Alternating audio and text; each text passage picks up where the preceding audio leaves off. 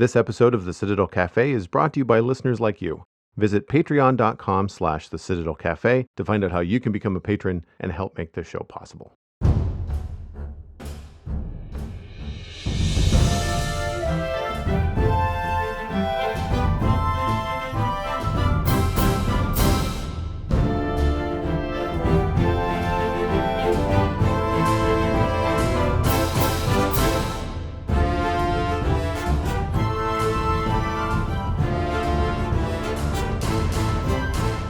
This is the Citadel Cafe, episode number 418 for Wednesday, October 13th, 2021.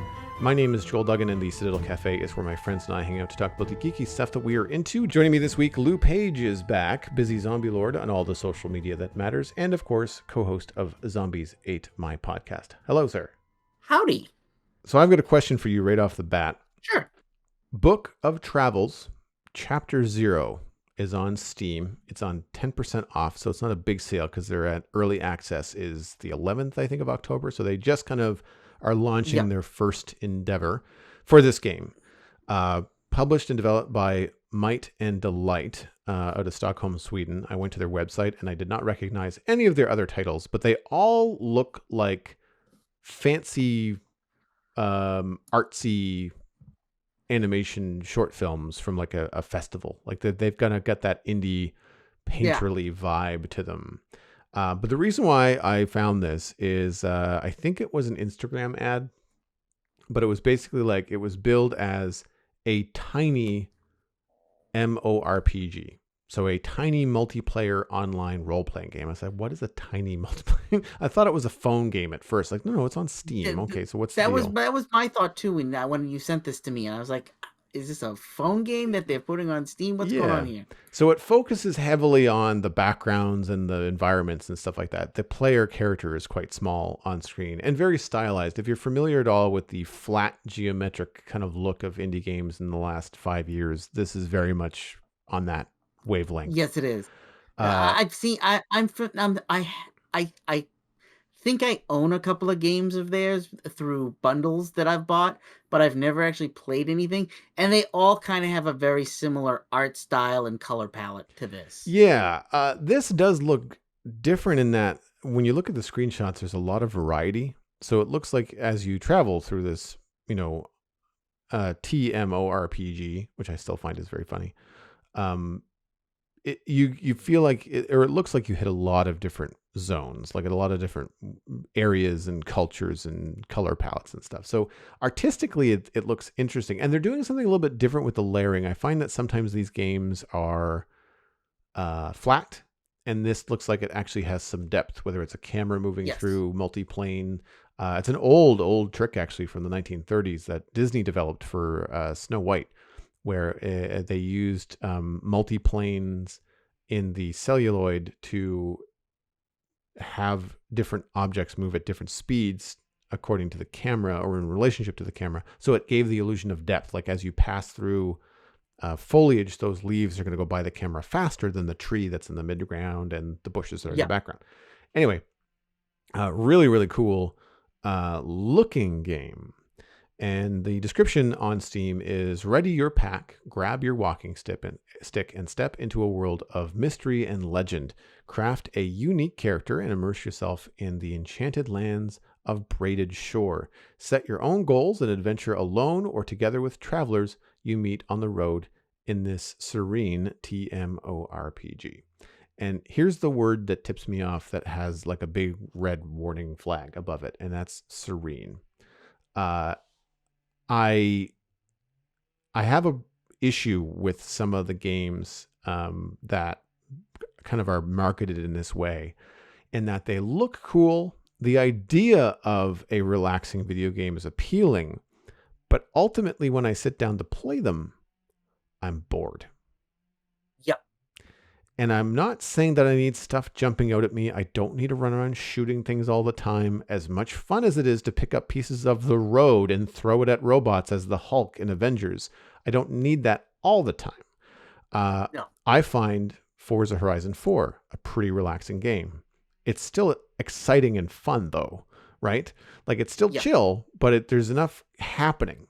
And I'm wondering if some of it has to do with the speed at which the game is played. But with this book of travels, the other thing that's kind of got me pausing is when watching some of the videos and the trailers, your character walks really slowly and very smoothly. It doesn't It's feel, probably gonna be the thing that happens the whole game. yeah, like I don't need everything to be slow. I'm okay with an MMO. Like, I mean, I played Warcraft or World of Warcraft for years, but you run through those levels and it still takes a long time. But at least when you're moving, your character has this sense of urgency, like you're out to save the town from some big bad guy. So you've got to run with your sword and your shield to do it. There is no mention of any combat, and I didn't see any. Um, I I don't think there has to be combat in every game, but there just feels like, I don't know. They're just it on one level it feels homogenized like a lot of indie stuff right now, but on the other level it does have a lot of unique looking environments, and they it given the art that I've seen, and their website, which we'll have in the show notes, has some concept art and stuff on it. It's beautiful. Like you don't get something like this without a tremendous amount of effort and thought behind it. So I'm not belittling that at all. I just don't know if I wanted to test out a tiny MMO, or sorry, it's not an MMO, or a TMO, I guess. That's this flat. My thing is I have a hard time with anything that's in early access. Yeah. Early in the early days of early access, I bought a bunch of games because they were potential. And I was like, cool, in a year or two, maybe I'll get a full game, but I'll enjoy this like weird kind of thing. And some games, like Darkest Dungeon, became awesome and became better over time. And then some other games never left early access and still aren't finished to this day. There's a game called Project Zomboid that I backed in the early days of it for like $15, and now I think it's still like 20 or $30. It's still in early access, and that game has been around as long as I've been doing my podcast, and we're going on almost 10 years. So anything that says early access, I've been burned enough times that I just go, wait. I'll usually wait for it to be a real project, unless I know something up in the background. Um, like recently, the most recent early access game that I backed was the board game I've discussed on here before, Gloomhaven. They have a digital version that's out now. And it's been in early access, but the team behind it also has made other games, so it's not like it's their first endeavor into video games. And they gave a like a roadmap of, here's where we want to be next year, here's where we're going to be the year after that, and then we're going to be in a full release by this date. And with COVID, they've missed a couple of those release windows, but they've always updated the roadmap and been like, yeah, we're 6 months behind. Here's where we're going to be. And I backed it in the early days for like $15, and it's now going to be a full $40 game, and it's coming out of early access like next week. I've had really good luck with Satisfactory. I know it's Yeah. not your type of game, but their early access version of the game, while it does have its bugs, they tend to iterate and squash certain Yep. bugs or make certain changes as things go forward. I'm struggling to find the author of it, but there's a love letter to Satisfactory on YouTube that was shared on my Discord earlier this week. And basically it's someone saying like, Satisfactory is game design genius, and they're kind of going into it and explaining, while on the surface it just looks like another factory game, there's just a lot more to it right now. And we're coming up to update 5. I'm trying to remember when I started playing update Satisfactory and what update it was on. I want to say that I jumped on board around update 2, because that's more than likely when things like YouTube videos or Twitch coverage probably had an uptick because there was new updates. So people were back, that people that play it and then put it down were then back in it. Right. Yeah. And so I don't remember how long it's been, but I do remember updates 3 and 4, and they were like a year apart. So I've been playing the game probably for the better part of 2 years. Yeah. And yes, I've put it down at times, but that's usually when there's other things that take an uptick of my time, like Minecraft or something like that. And while Yeah. Minecraft is not in early access, it is a game that is updated roughly every 6 months to a year. Yeah. For that one-time fee. Like I bought Java Minecraft. I think it was around $30 Canadian. Satisfactory was also around $30. I think it retails for 35 Canadian, but I probably got it on Steam sale or no, Yep. I own it on Epic Games, so I got it there. But anyway, all that said, um, they're pretty. There's something that's reassuring about the Tuesday development stream from Satisfactory, the Friday update videos when you are coming up to an update. The Friday update videos don't happen every week, but they happen as they have something to say. In the 8 weeks or so leading up to an update release, they will start to release, here's the things that are coming. And they still leave some things to a surprise when they do like a release video. Right. So you do feel that even though you've paid a little bit of money to be early access and play a game that is being worked on and is expected to be a little bit buggy and a little bit chuggy sometimes, you don't feel like it's just going to be in early access and at a stalemate forever. Like it does feel like it's moving forward. Right.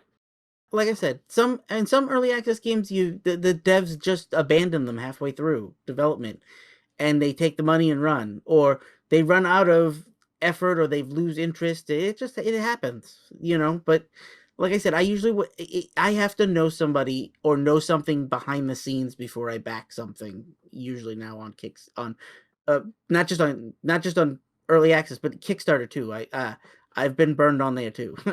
I've often waited for things like a DLC pack just to be Yeah. like, okay, so they're still, they're still producing new content for the game. Yeah. They obviously are, looking ahead. That's why I got Oxygen not included back when I did, is because it had like a new DLC pack. Right. I purchased, I mean, it wasn't very expensive, but I bought Stardew Valley at a time when it was like the 1.0, or I can't remember what Yep. release had come out, but I bought it around that time because I thought, okay, it's got a level of finish where someone is at least happy with it, Yep.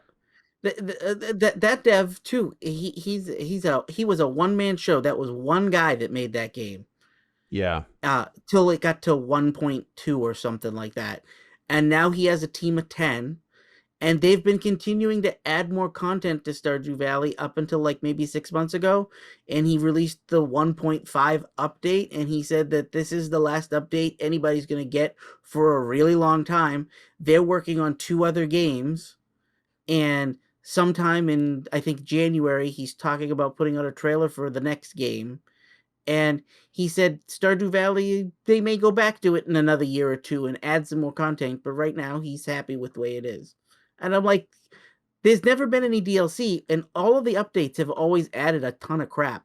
Like the last update they did, it went from like 1.4 to 1.5, and it added a whole new island for you to explore, and a whole bunch of new dungeons and a whole bunch of other extra stuff that, like, it adds hundreds of hours to the game, and you're like, holy crap, when did the guy have the time to create this? And yes, it's on every device. He sells tons. He's made they've made their money in sales, but he's not charging for any of this. If you already owned the game, like I own it on 3 things, this stuff just rolls out as an update, and I'm like, big companies don't do that. Just little indie guys like him do. I could say the same thing about Minecraft. Like all the updates for Yep. Minecraft are free. I mean, Minecraft has the marketplace, right? Like the Bedrock version of Minecraft and the console version is where people can make maps and you can pay to download those and pay to download skins. But the actual, if you want to play the latest version of Minecraft, it's always free to download it once you own a copy of the game.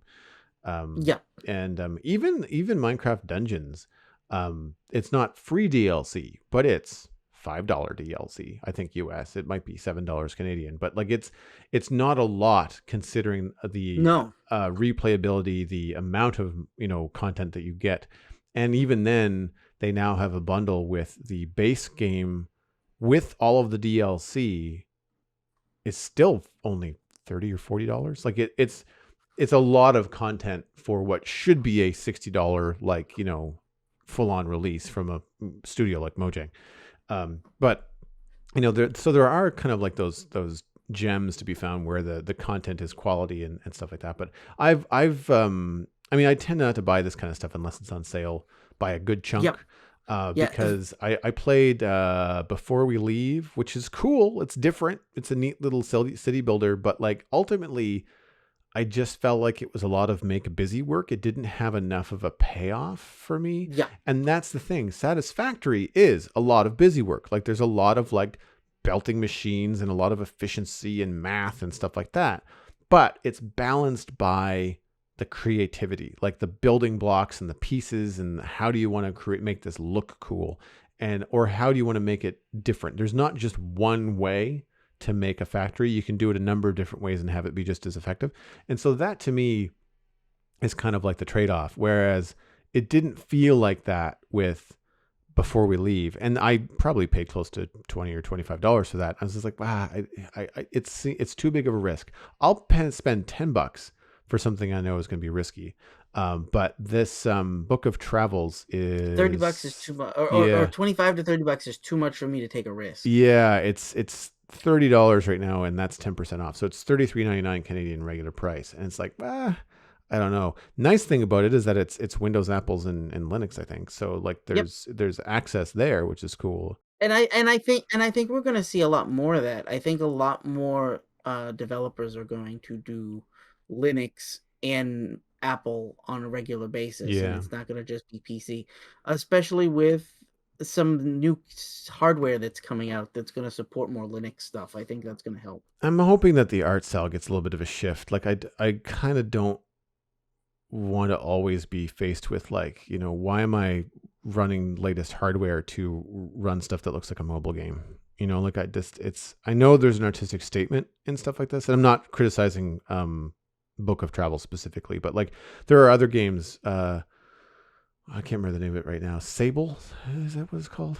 That has like a very flat, like CG but toon shaded sort of vibe. Also boring. Like did not really find it all that appealing, and just it just loses its charm quickly.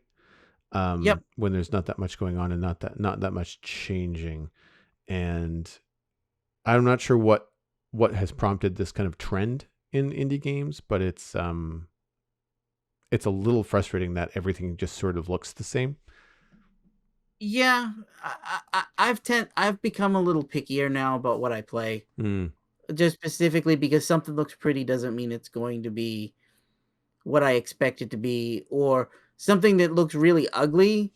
If it has really good reviews, I might give it a shot if it's on sale, even if I think it looks ugly, just because maybe there's something about it I don't understand. And that's rewarded me a couple of times. Moving on into what we have been watching, I'm going to touch lightly on this because Rocket is going to be popping on next week to talk about this at length. He's finished it, and I will hopefully finish it by then, or at least be farther in. I'm watching Midnight Mass on Netflix, and while it is heavily based around a small church in a small community, it's not like a religious documentary or anything like that. It's a horror supernatural mini series. So think like and including a couple of actors that have been carried over from things like Haunting of Bly Manor, which I didn't like, but it's got that kind of a vibe to it. It's the same guy. It's the same creator. Same creator. So far the acting is really good. It's a slow burn, and so kind of like a horror drama, a lot of pain and angst and kind of like loud, repetitive psychological jump scares, which I don't appreciate. Like I can see them coming now, and I'll turn the TV down just because it's annoying. It's not scaring me. It's just that's pissing me off. Like it's like nails in a chalkboard. It's like, okay, look, you're not getting anybody with this. Stop it. So yeah, I paused the first episode a number of times and just never returned to it. It took me 3 times to sit down and finish it. Bit of a cliffhanger at the end of it without spoiling anything. So that prompted me to want to sit down and watch the second episode. Because like, okay, that was weird. I'd like to know what's going on. And in the finishing of the second episode, again, more was revealed. The thing that you thought you saw was definitely not what you thought you saw. And now you're like, okay, now I need to know what this is. So I'm on board. Hard to watch at night. It's definitely creepy. But it also has some characters in it that just grate on you. I can't remember their names Yep. right now, but there's one lady. She's not a priest, but she might as well be. She's like that woman that's like so involved with the church Involved in the church. Yep. that judges everybody, and she speaks so nicely all the time, but it's always condescending, and it's always about getting what she wants, and it's always about it's it's it's her wants and needs in the And not guise, anybody but else's. in the disguise of what's best for the community, right? Yeah. But what's best for the community is a rec center, but what's best for her is to have, she was the one that had the idea and organized the rec center, so the community has her to thank for it. Like that's the motivation. Yep. And it's the kind of person you want to pitch from a moving train. Like, it just, so she's hard to watch in that she is a good actor. Right, and she's really grating on you. And there's a number of other things that are kind of a dead giveaway. There are several actors that I know and recognize that are younger than they're portraying. And I also have noticed that some actors definitely have prosthetic makeup on. And so Yeah. it leads me to believe that there's going to be some sort of thing happening where actors or characters appear younger.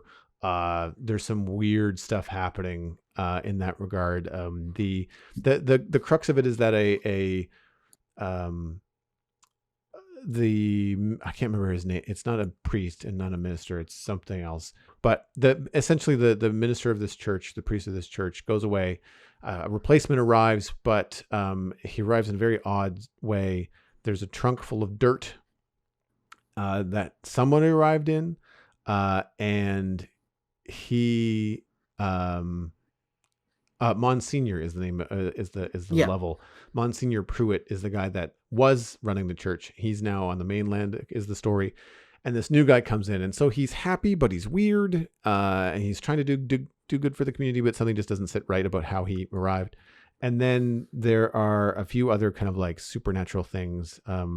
I'll give a warning here. So this is a bit of a spoiler, but also I wanted to let people know in case you're a little bit squeamish, especially if you're an animal lover, like dogs and cats and stuff.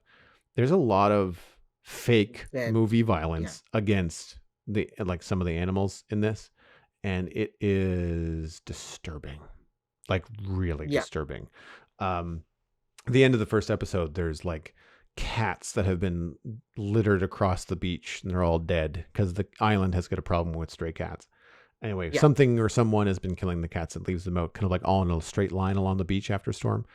Yeah. It's hard to watch. Anybody that's a cat lover, it's not going to be easy for you. There's other scenes with dogs later on too, so just be aware of that going in. But I want to give a shout out that Zach Gilford plays Riley Flynn from Friday. He's from Friday Night Lights. If you don't recognize Zach's name, really good actor and really good in this. And Raul Coley is Sharif Hassan, and he's from The Haunting of Bly Manor. And I didn't like that show, but he was very good in it, and he's very good in this too. He's got great presence. He's a good actor. He's the sheriff, and the joke in the kind of like, well, racist town is that Sharif is the sheriff, and so Yeah. they kind of bounce back and forth with his first name. It's almost like a way of like, technically you're calling him by his first name, which is not incorrect, but you're also mispronouncing sheriff, which is diminishing his authority in the community as well. Like they just, it should be like sheriff, like it should be more of like a salute, and it's like a Sharif. And they're like, he's just like, just call me sheriff, just Yeah. because some people can't pronounce his name. It's yeah. But he's also not dumb. Like he's savvy to know what's going on. He wants what's best for the community. He's not going to just blue letter law lock up the people that are doing illegal stuff. He's saying like, like if you've screwed up or if this is just going to be more trouble than it's worth, I'm not going to do it because it's just not going to be, the resources are not going to be well spent. Anyway, Brocken and I will get into it more. I'm sure that there's going to be a lot more to it because I've only watched 2 episodes. Because it is a mini series, that means it's probably not going to be something that's ongoing. It's more than likely going to be wrapped Nope. up in a season. It is definitely wrapped up. I have not seen any of it. It's on my list of things to watch. Mm. It's just it's very much too serious for the mood that Erica and I have been in lately. So Yeah. it is definitely we've been on a comedy kick. There's only too many sleepless nights with an 18-month-old child that you can take, and you really don't want anything heavy before you go to bed anymore. Yeah. Um, and so this has been on our list, and we were hoping to get to it closer to Halloween, but that's not gonna doesn't look like that's gonna happen. Um, but yeah, I definitely know that this wraps up in one season, and there definitely is no plans to do any additional content. Yeah, anytime something is billed as a mini series on IMDb or on Netflix, then I generally get the feeling that it's just meant to be a closed loop. Yeah, And it reminds me though of the stuff that I miss. I really miss things like Hinterland and Shetland and the 4 to 5 episode, like 4 hours of murder mystery. Um, yeah, Not necessarily funny stuff, but like good drama, like Law and Order type stuff. So it's not like dark, but it's got some sort of like who done it sort of thing going on. And the thing that gets me past the darkness of this is I am a sucker for religious commentary, and that seems to be. And what turned me on to this is I heard someone saying how interesting it was that this show represents both sides of different religions in the show. And so yeah, I thought, okay, well, if they're doing that right, then that means they probably got some decent writing behind it. And they do. But then the supernatural thing. If this was just a drama about a small town and its problems, I would be out. Like I would not be interested at yeah. all. But there is something like with a Stranger Things vibe going on, and it's no longer just like a maybe. It's a definite by the end of episode 2. So I'm just like, No, okay, yeah, now I need to know what's happening. Like now I need to find out what's going on. So that's getting me past the dark sadness of it all. But yeah, I hear you though. I know what you mean. So yeah, won't dwell on it too much, but that's what I'm watching. So if people at home are interested, if you like horror, it's probably going to be good. I don't even like horror, and I'm enjoying it so far. So Brockett and I are going to be talking about it. I'm going to try to finish it by next week, so we'll have probably a spoiler episode on it. But to move on to something else that not necessarily lighter, but certainly more entertaining, both Lou and I watched Black Widow on Disney Plus over the last little while, and thought we yeah. could talk about that. What were your first impressions? My first impressions was that I didn't even realize it was out, and then an article popped up in my news feed that said, "Hey, if you haven't watched Black Widow yet, it's free on Disney Plus." And I was like, "Oh, really? Sweet. That's what I'm going to watch this afternoon while I eat lunch." And that's what I did. I watched it while I was eating lunch. Um, I enjoyed it. It's good. It's far from the best thing that Marvel's put out. For everything I like about it, it does something that kind of takes me out of it, or makes me question it, or makes me go, oh, "Okay."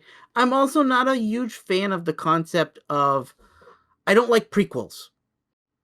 I like to know my hero is in danger, or if I know that my hero isn't in danger, I like to at least know that somebody else around them or that is involved in the story, like they could be in danger. And from scene one, I knew that nobody of any importance would die in this. I knew the villain wasn't going to be in any way, shape, or form of uh, if anything from this, any villain from this that gets carried on to additional movies or content is going to be minor. I knew that the major villain is not going to make show up again later on. Um, like there wasn't any risk in this movie. It was very paint by numbers. Yeah, I would say that that's an accurate assessment. I found out about it because I've been watching other things on Disney Plus, and it was a great big banner across the top. And I was like, "Oh, cool! That's out of the paywall now." So I'll add that to my, to my list. And I wanted kind of like a easy on the brain kind of like Saturday night film. And so I remembered, and this is something I do have a problem with is like, I'll into a series or into something and sit down to watch TV and like, all right, I've got to, before dinner's ready, I got to sit down for 5 minutes and try to figure out what the crap I'm going to watch, completely forgetting like I'm in the middle of Midnight Mass. I was in the middle Yeah, of Bad Batch. Like I have things on the list, but they either don't fit my mood or I forget, and I yep, don't know why. Maybe it's because each thing I'm watching tends to be on a different platform now. But But yeah, anyway, this popped up. I thought, okay, well, mental note, I'll watch that. And the cool thing about the experience is that it got the full Marvel kind of like they do the big Marvel title screen. So it has Marvel now has the same vibe to me when I hit play that the 20th Century Fox fanfare had when I watched Star Wars as a kid, right? Yeah. Like you've got the fanfare, the long time ago in a galaxy far, far away, and then the Star Wars theme. And like it will just send goosebumps down my spine every time. And it does the same thing now with Marvel. Doesn't matter what's happening. If I'm watching Ant-Man, which I didn't even really enjoy that much. I'm not saying it's bad. I'm just saying again, it's not my favorite. But even then, sitting down at the beginning of it, like you want to know, you just feel like you're going to be in for a ride. And I really enjoyed the setup. I was surprised at how quickly the movie got going. Yeah. And for the pros, I would say that the action is really good, with the exception of a couple of like over the top scenes. And I might as well put the big spoiler tag right now. Lou and I are just going to talk about stuff that we've seen. It would spoil not necessarily plot lines because I don't think the movie's really that inventive, but like, Yeah, there was nothing in this movie where I was like, I was like, oh, that's a neat idea. I saw where this movie was going from beat one. yep. And when it ended, I was like, I knew exactly where everything was going. Yeah, which is fine. Like, I mean, they were kind of in a sandwich. They can't really go too far outside the box, but I don't want to ruin any kind of like cool moments for people. So if you're worried about that kind of stuff, go watch it. It is worth watching. I'm going to say that right now. Oh yeah. But some of the overtop rescue scenes, like rescuing Alexei from the Russian prison in the middle of nowhere on a helicopter, some of that stuff was like, wow, green screen bad. And it also went on a little too long. It did. Like they could have totally have made that a little more funny, and they could have also of made it less green screeny. They could have done something to make it a little more. It felt more like they didn't know what the movie has a fine line where it doesn't know whether it wants to be funny or serious, and it doesn't do either of them successfully well. I would say that's a decent criticism. And also the length of that rescue scene, like it didn't, there's supposed to be these two super spies, Natasha and what's her, Yelena, I think is her sister's name.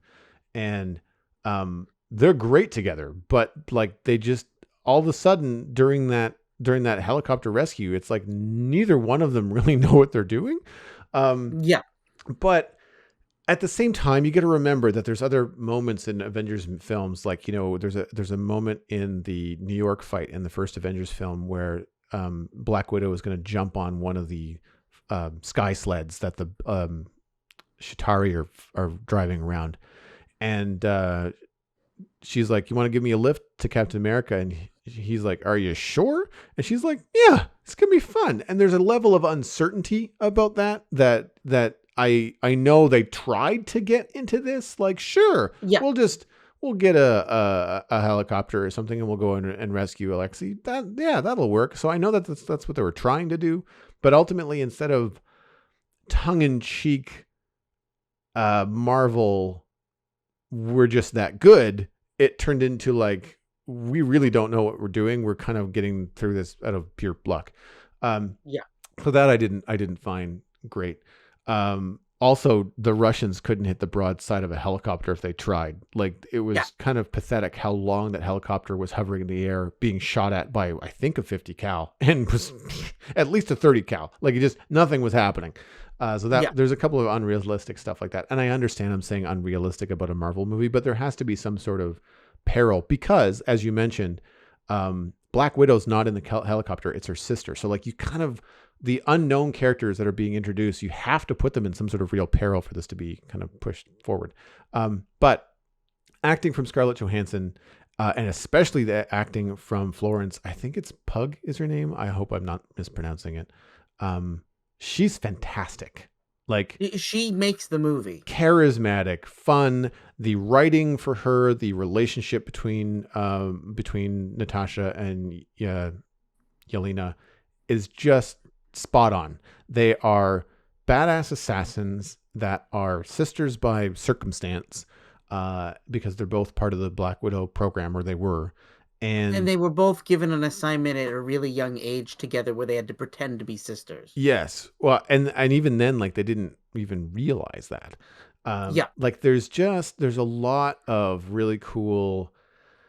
We have all these skills and we're emotionally and mentally broken in so many ways. But if we just kind of keep on doing what we're good at, we can kind of muscle through together. And their relationship is as cool and as fun to watch as it is to watch the relationship develop between Natasha and Steve Rogers in the Marvel films. Yes. They really kind of made that subtle. Like you have to listen for the nuances. You have to watch what they're saying and how they're looking at one another. There's a really fun scene. Talk about a comedy bit that they got right, where after being chemically brainwashed, Yelena is able to, she goes out and buys a vest. And so rather than buying clothes, like typical clothes, she basically buys like some sort of over the counter tactical vest because of Yeah. course it's in her nature to just kind of get the thing that's the most useful. And Um, not the most normal. Yeah. no, not, she doesn't get like a pretty purple shirt. She gets like a tack vest. But And she keeps bringing it up. yeah, because it's got all these pockets. But it's really adorable how excited she is. It's the same sort of thing when like your girlfriend is or partner is excited about the dress that she's wearing having pockets. We all know how excited women get about dresses with pockets. Yeah. It's a meme online. I'm not making fun or anything, but she's that kind of excited, and it's this weird kind of mix between like total practicality and also cute, Yeah. which I thought was really really endearing to the character. And again, like it gives her, it's not vulnerable necessarily, but it gives her just a soft enough side for you to realize she's a person, not a robot. Right? Like Right. she's not this military brainwashed killer. She's got something else going on there too. Um, the movie overall has an enjoyable, very James Bond feel, Yes. but in an inspired way. Like, yes, I know that obviously Romanoff is a spy, and so that it's always going to have that. But there's It definitely feels like they were trying to borrow from the Winter Soldier vibe. a little bit. Yep. Well, that's also Like the time frame, right? Is it just it's just after the Winter Soldier? no, it's not after Winter Soldier. It's just after Civil War. Oh, okay. Right. That's right. Yeah, yeah, yeah. Yeah, yeah. Because the movie basically She's on the begins run. with her being chased by uh uh uh the William Hurt general. is the actor. Yeah, the Yeah, yeah, general. yeah. Yeah. Thunderbolt Ross. Right. Yeah. And they do an okay job with that. Like that and that so there was two parts to it. Like the James Bond stuff is like the flying fortress in the sky and the Goldfinger Yeah, manipulator bad guy that's no physical threat, but he's this weird kind of like psychological or mental threat, and evil is all get out. yeah, So that had the James Bond thing to it, as well as like the banter with Natasha and her gear guy Mason. He brings her like guns and outfits, and I don't know where the hell the outfit came from. I'm sure it's a comic nod that I'm just not aware of. But it kind of didn't make a lot of sense. Black Widow is wearing white for most of the film. yeah, But they, the other thing that I thought was a nice tie-in was like the fight scenes and some of the conversations and misleads that they have in there are very Jason Bourne, where like yeah, she's on the phone with Ross filming some cinematically. They make it look like that they're coming into a train station. She's in the train station restroom and she's trying to get away from a bunch of, US federal people that are coming to get her. Turns out she's in a restroom on a boat, probably 100 miles away. She's yeah, completely, owned them and made them think that she's in the building, and she's yeah, having this tongue-in-cheek conversation with Ross. But it's funny because it's meant to be like this situation of we've almost got you, but it sounds like she's just talking to her dad that she doesn't get along with very well. Like it's a yeah. very casual conversation, and I think they do that very well. The cons for me, well, let's start with you. Like, what would you say would be the biggest So holdup of the film? my biggest gripe is, the villain isn't very threatening. You don't really understand what the threat is. Mm-hmm. he has all these Black Widows that are supposedly all over the world and in positions where he can make them do whatever he wants them to do. So he's manipulating things. Great. How come more people don't know that he exists and that these Black Widows are everywhere? If he was that big of a threat, the CIA would be like looking for him. And it seems like everybody still thinks he's dead.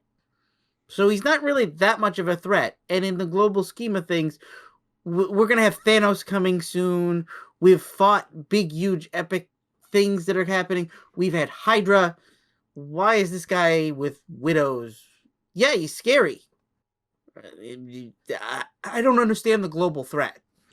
And I also found that many widows kind of belittled the fact that I thought that the Black Widow, Natasha Romanoff, was special, right? Yeah. She's like, you get the impression like, why is there a spy just hanging out with the Avengers, you know? Yeah. And then you realize, oh, because she's good at what she does. And then you're like, oh, no, she's the best at what she does.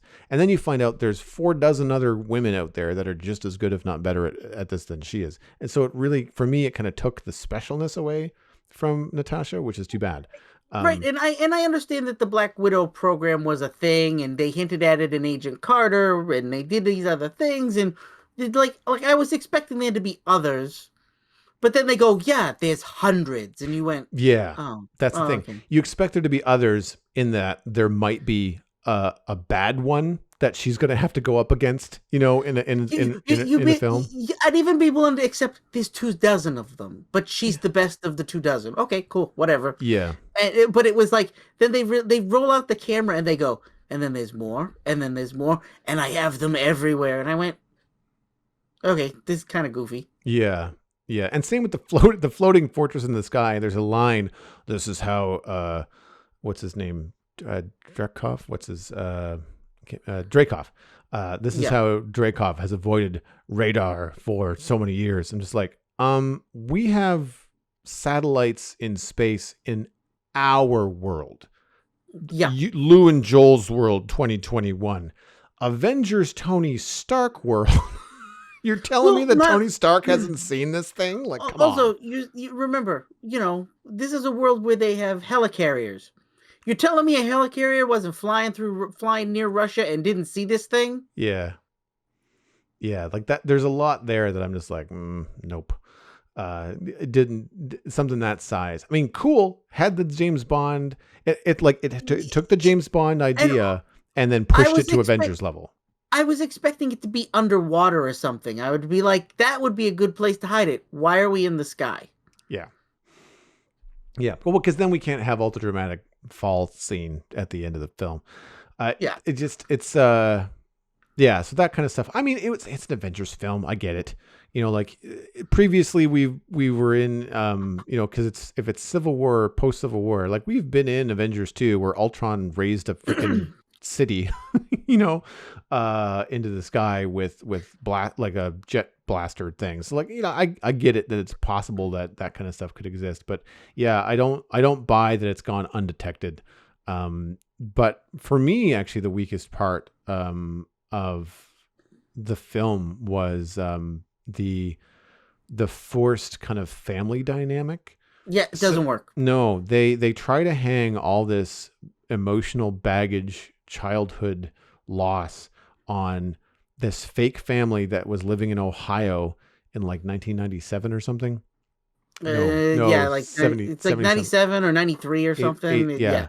Judging by when David Harbour has his stuff on, it's got to be like maybe early 90s. I can't really remember. Yeah, and I gotta say they did a really good job with his makeup. Like I would buy that he was like in his like late 30s or something. Yeah, no, they did a good job. And I like David Harbour. He's an excellent actor. I've seen him in some great stuff. I like him in Stranger Things a great deal. He's terrible in this. He has to do a fake Russian accent, which just he might as well be doing a cartoon, and the character, and it's not all at his feet. Alexei is horribly written. He's a cartoon of a person. It's not realistic in the slightest. The one track mind of reliving his glory days as the Red something. I don't even remember what he's called. Um, but He's the Red Guardian. Red Guardian, who is a Russian super soldier, which is again unimagined. I don't like, another super soldier. Don't care. Like it's not. Well, and his character in the comics is kind of that way. Is he's supposed to be unimagined? It's supposed to be like, and we can do it too, kind of thing. Yeah, And again, just his character in this is he's so one dimensional that it takes you out of the story. The only moment with him I enjoyed is they have a moment where Yelena gets upset about something and she goes into the other room and he doesn't know what to do, and he goes, well, I'm just going to go talk to her. And he goes in there and he botches the whole conversation. And it's kind of like, eh. And then he tells her this really funny story, or what he perceives as a funny story that you as a listener are like, wow, you're an idiot. But he's kind of endearing for like 5 minutes. And then all of a sudden he goes back to being one dimensional again. And you're like, oh, so that's about as exciting as his character is going to get. Great. yeah, no, exactly. And I find too that even though I enjoy Rachel Weisz and her acting is much better, Melina, the character that she plays, which was the mother figure for Natasha and Yelena, is just as flat. Yeah. They're Russian spies. She's a scientist. He was a super soldier dude. Neither one of them wanted to be on the assignment that they were in Ohio, or wherever it was. And as a result, but they try to hang these like mother father figure on these two, and it doesn't work. Doesn't Yeah, work. and you get the distinct impression they don't even really like each other either. No, exactly. It was very bizarre, and they give you this like 5 minute or 10 minute prelude in the first few minutes of the film, and they try to give you all of this backstory in one little bite, and then hang the emotional weight of the reunion on it later on, and it does not fly at all. They should have just skipped it. It would have been fine. I honestly think like you can, with the exception of Melina being the linchpin of getting access to the flying fortress, you could remove both of them from the film and it doesn't change anything. Yeah. Right? Like you can introduce them because they need information, and then they could have left them where they found them. Yeah. Yeah. They could have met him she could have snuck into the prison, talked to him, got the information she needed from him, and they could have left him in the prison or broke him out of prison, ditched him in the snow and been like, see ya. And it could have been boom. He was out. Yeah. No, you know what I mean? I agree. And same with Melina. And I was like, okay, whatever. And they of course live at the end of the movie, so you know that they're going to have tie-ins in later films. Yeah. Or shows. Yeah. I didn't mind the Taskmaster stuff. I thought the Taskmaster stuff was pretty good. The Taskmaster bothered me because he's one of my favorites from cartoons and comics, Mm-hmm. because he has personality in comics. He has dialogue. Like he's a regular villain against Spider-Man, and when he fights Spider-Man, he's one of the reasons Spider-Man hates him is he can predict Spider-Man's moves. And so they always have this banter where he's like, stop doing that, Spider-Man. You don't you realize how trivial this is? Just give it up. And like they have witty banter, and they did a run in Spider-Man for a while where Spider-Man and Deadpool were teamed up, and Deadpool is the only guy that can fight Taskmaster because Wade's so weird. He never uses the same fighting style ever. So Taskmaster always has to be on guard when he's fighting him because he can't predict Wade's moves. So he actually has to try. And they turn it into like a joke. And like there's all kinds of personality with this character. And this character was just like, it's the bad guy that's going to show up and fight like everybody else. And I was like, all right. Silently. Well, like, yeah. And it was like nothing. There's no dialogue. And I was like, this is the thing that always annoys me. I don't mind them making changes when the changes make sense. This looked like they needed to fit another villain that they would reoccur later. I'm sure that Taskmaster is going to show up in Hawkeye, or he's going to show up in some other thing down the road. And this is just them lining it up. And I'm like, all right. Like, it didn't make me mad, but I was like, this is kind of a waste. Yeah. Did you watch the tag at the end of the credits? Yeah. Yeah. So that, I mean, at least we know Yelena is probably going to be in the Hawkeye series. Yeah, it's a done deal. It's a predict. She's Yeah. listed in all 8 Listen, episodes. listen to all the episodes. That's good because I really enjoy her. I didn't need Madame Seinfeld to be the one giving her the assignment. She's a waste of space. She's going to be an upcoming villain in a bunch of stuff. I know, and I'm pissed about it. Yeah. It's terrible casting, and I think just poor, like horrible dialogue. She's the reason why people have to convince friends that are not into these movies to have to come, because your eyes roll so hard. You're like, oh, God, I'm never going to hear the end of this. Like it's the kind of thing that these movies can be so good. Like Civil War is an excellent film. There's a lot of other Marvel movies that are good too, but like those kind of characters and that kind of dialogue is the reason why I go like, well, this is why this is a niche genre of film still, because, or in some cases, because it's such a rough forced character and dialogue. I'm with you on the villain stuff. I didn't mind the twist because I'm not married to Taskmaster, so like I don't know. Well, I didn't know from the comics, but I thought it was a neat twist. Again, spoiler, that he ends up being a she, ends up being the daughter of Dreykov, that he had to like turn her into a robot basically, with a chip in the back of her head. But then I thought that she was so damaged that was the only way that she would survive. But it turns out that like Black Widow just turns off the chip later because of the whole chemical thing. Chemical, what do they call it? Chemical mind control. So there's a big reach there. A lot there. of disbelief. Yeah, even for a Marvel movie, there's a lot of stretching. And I would say the other thing that is not the movie's fault, but is just too bad, is that it didn't come out in the right timeline. Like it should have come out. This would have had more emphasis if it had come out when it was supposed to come out. Yep. But now that we've seen so many things that happen beyond this, going all the way back to Civil War for this story, it was like, oh yeah, okay, we're going back like a decade. Yeah. Cool. Pre-snap, not very little interest, to go back to pre-snap. Like the really interesting stuff that Marvel is doing is happening post-snap. And where they're going now is going to be very interesting. Yeah. So I mean, we'll see. We'll see how this goes. But I again, for all the shortcomings, happy to see that it wasn't terrible. Like I was, like I said, not bad. It was good. It wasn't great. And it made me excited for what's coming in 4 weeks. Moving on into the Internet Minute, which is, of course, brought to you by you. The Citadel Cafe is 100% listener supported. If you're getting value out of the show, consider putting a little bit of value back in. You can become a member at patreon.com/the Citadel Cafe, where joining at any level will get you an invite to the member-only Discord server that is shared between my personal Patreon, Twitch account, as well as the Citadel Cafe. So there's 100 people in there at least, all talking about nerdy stuff. So it's a good place to hang out.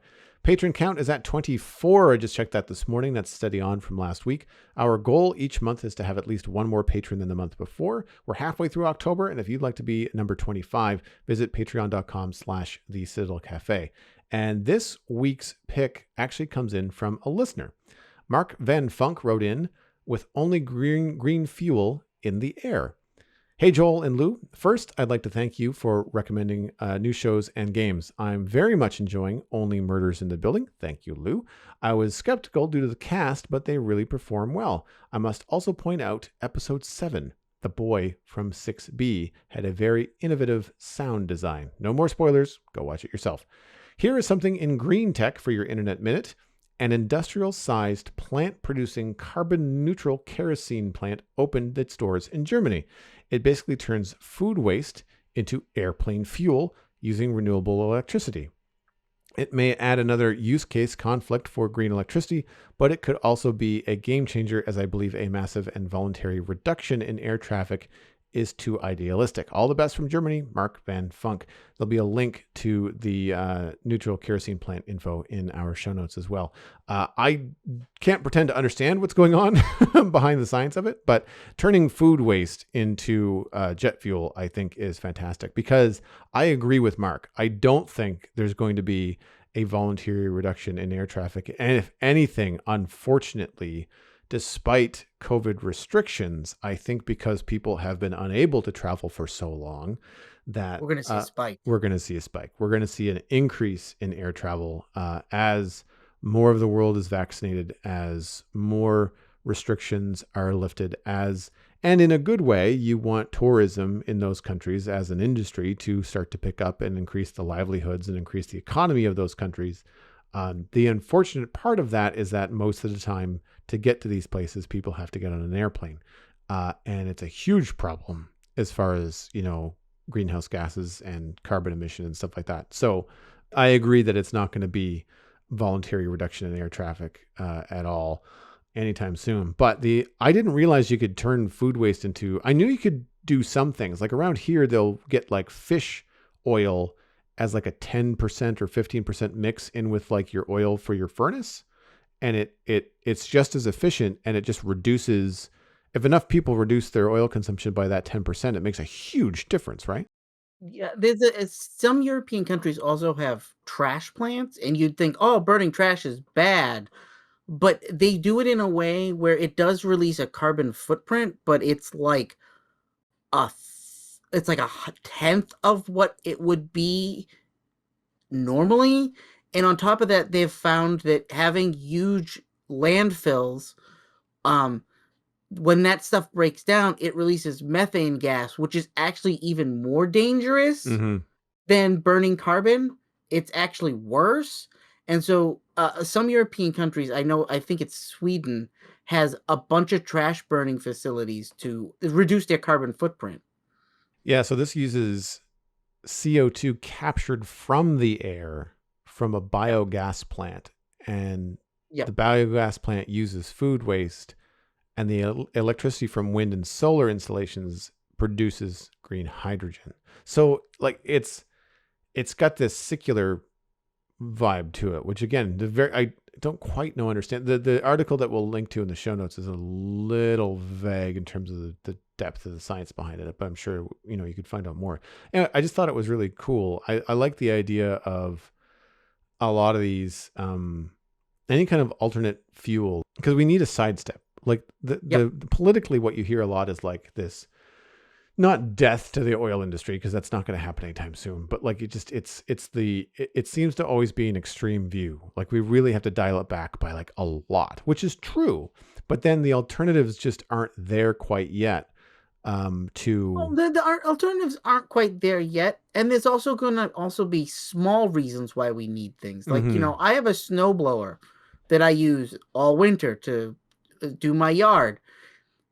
I could get an electric snowblower or a battery powered snowblower, but they're not going to work as good. Yeah.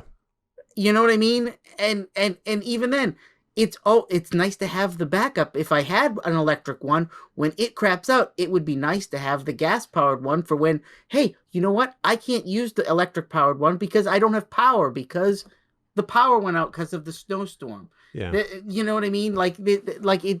Gas makes sense for certain things. It's not like everybody's running their snowblowers 24/7 on a single day, all day. I Mm. mean, I don't think we're ever going to get rid of the need for some gas. No, But yeah. And we don't have Mr. Fusion from Back to the Future 2 yet. So yeah, so exactly. we're not quite there. Anyway, that was my pick. So thank you again, Mark, for writing in. Lou, what's yours? Okay, so I have a pick that I didn't pick. My child picked. Um, so we're always on the look for content for Violet to watch because there's only so much you can get on the floor and play with the kid. There's only so much you can do when the kid is not wanting to sit still, or you need her to sit still, or you've got to find something. So we try to not watch TV. I mean, I've sat through. I'm almost done with my second through of My Little Pony. There's only so much My Little Pony a person can watch, and 9 seasons twice is too much. Um, but in an attempt to find something educational, my wife stumbled upon this YouTube channel called Songs for Littles. It started right around the time the pandemic began. Um, this woman is I think she worked in daycare. She has I think she has a degree in child education, and her husband is one of the assistant directors on Aladdin on Broadway or something. And with the pandemic, they were stuck in their house with nothing to do and everybody's furloughed. And so they decided she sings songs and does these educational videos that are like an hour or 2 hours long. And he plays the piano in the background, or he does some puppeteering so that she has somebody to talk to. And they've put together a bunch of these videos, and Violet cannot get enough, to the point where on Saturday mornings when we want to sleep in, she doesn't. We'll bring her to bed with us for an hour or two so we can just like lay there, and Erica will load these videos up on her phone, and Violet will lay there next to us and watch them for hours, and we can doze off for an hour. Wow. And it's gotten to the point now when she gets up in the morning, if she knows that it's like a Saturday because she's figured out days of the week almost, she'll be like, the lady's name is Miss Rachel. She'll go, Miss Rachel, Miss Rachel, and we'll be like, no, we're not making you watch Miss Rachel again. No, we need a break. But Violet was having trouble. I don't want to say she was having trouble talking. She mumbled, but she was very shy. Like she would talk to us. It would be like milk, mama, da. And she wasn't picking up on a lot of other cues. And she started watching these videos. And the other night, Erica had her go into bed, and she drank all of her milk before bed out of her sippy cup. And Erica went, "Sorry, honey, all gone. And she went, Dada, milk. And Erica goes, she's figured out that when she runs out of milk, if I call for you, you bring more. And she goes, so Erica hollered down to me, more milk. All right. So I got the milk and I brought it down the hall. And she looked at me and she said something, and it was a babble tone, but it was like, thank you. And it was like, and I was like, she wasn't talking like this 6 weeks ago before we found these videos. So now all of a sudden her words are coming fast. And so I wanted to recommend it. If you've got young kids, these are really, really good. That's cool. That's really cool. How remind me, how old is Ryan's youngest? A couple months older than mine. Okay, so it is really close. Like it's not. Yeah, they're like within 3 months of each other. Okay, cool. Right on. I'm sure you've probably recommended it to him as well. Yes. Because I don't know anybody that has really young kids anymore. Everybody's the kids are all 10 in most of the families that I know. And like I said, this was all born from the pandemic. So there's nothing here that doesn't go back more than like 2 years. All of it is good. I mean, they repeat a lot of the same content every couple episodes. It's going to happen. It's done on no budget. Well, that wraps up this episode of the Citadel Cafe. You can get more information about the show and links to some of the things that Lou and I talked about at thecitadelcafe.com. Music for the show is composed by Kevin MacLeod, and you can email us, just like Mark Van Funk, at thecitadelcafe@gmail.com, or find the show by name on Twitter. Subscribe for free on iTunes, Google Podcasts, Stitcher, Spotify, and YouTube. Word of mouth is the easiest way to support the show. Just tell friends about the Citadel Cafe and where they can go to listen to it. My name is Joel Duggan. You can find everything I am doing online, including my illustration and design portfolio, at joelduggan.com. You can listen to the other podcasts I do about Minecraft at thespawnchunks.com. And you can find me this Saturday on twitch.tv/pixelriffs, where Johnny and I, my co-host on that show, are going to be covering Minecraft Live, which happens at 12 p.m. Eastern on Saturday, October 16th. You can follow me at Joel Duggan on social media, where I will no doubt be tweeting about Minecraft Live. And of course, you can follow me at twitch.tv/Joel Duggan for satisfactory streaming and Minecraft streaming and maybe some indie games. We don't know yet. Lou, where can people find you online? The easiest place to find me is on all the social media that matters under the name Busy Zombie Lord. I'm pretty much everywhere under the name Busy Zombie Lord. There really isn't anybody that uses that screen name because it's kind of dumb. You've been listening to the Citadel Cafe, where we are fast, easy, and cheap, but you can only pick two.